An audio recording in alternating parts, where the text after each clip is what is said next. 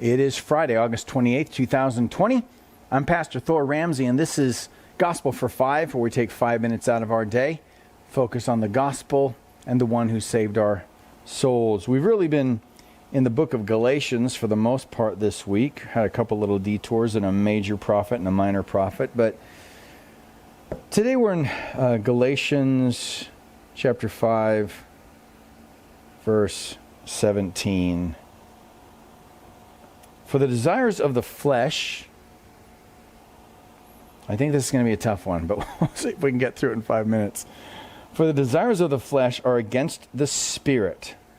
So it feels like there's a war within you many times as a Christian, because there is. All right, you have your fleshly desires, which are, here's the thing, the flesh is not wrong in and of itself, right? Having fleshly desires, right? You're person who has, you get hungry, right? So that is a fleshly desire. It's not wrong to be hungry. Now, engaging in gluttony is wrong, but you're a married person. You have a physical desire for your spouse. That sexual desire is not wrong, but then it can be, if your spouse isn't available for whatever reason, right? That desire can be, well, there can be a war in wanting to fulfill that desire in other places or through your mind or through other means, through internet pornography or whatever else is going to, you think, satisfy that particular need. So the point is this: it's not the idea that what the Gnostics believed, that the flesh is evil and the spirit good.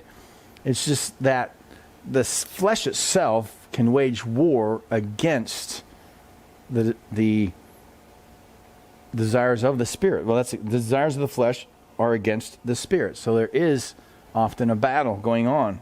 And the desires of the spirit are against the flesh. Right? The whole idea is like, well, I know I should pray more. I should probably stay up tonight and pray. And what's your flesh? Your flesh is tired, it just wants to sleep. So you try to pray and you fall asleep. So there you find the spirit, you're wanting to obey the promptings of the spirit to pray more, and yet your flesh wants to sleep. So there is a war. For the desires of the flesh are against the spirit, and the desires of the spirit are against the flesh. For these are opposed to each other to keep you from doing the things you want to do. But if you are led by the Spirit, you are not under the law.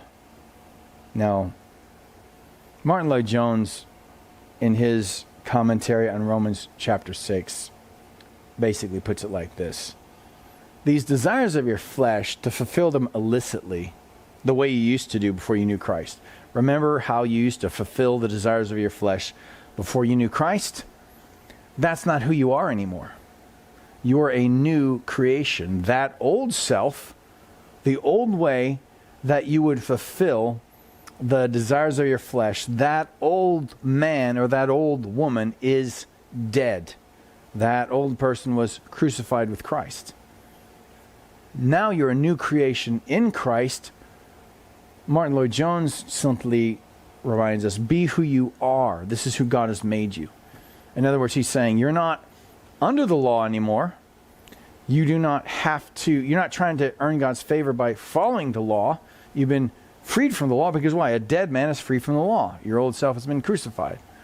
And now you're in Christ. You've been made a new creation. So be who you are. We can actually walk in the Spirit. Why? Because the Spirit's in us. So we really don't have a choice but to walk in the Spirit, because that's who we are. But what happens?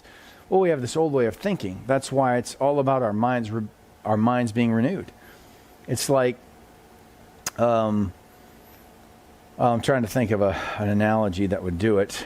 I'm sure you've heard this. I've never experienced this. That's why I'm hesitant to use this as an analogy. But the person who has a leg cut off, right? Their leg's no longer there, but they can still feel it scratch, their toe, they still have that phantom leg, so to speak.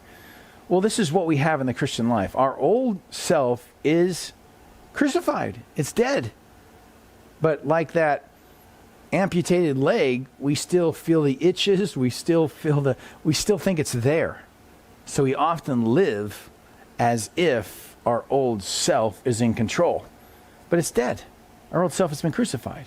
I can say it because it's dead. It's not a you anymore. It's dead. You are a new creation in Christ. Be who you are.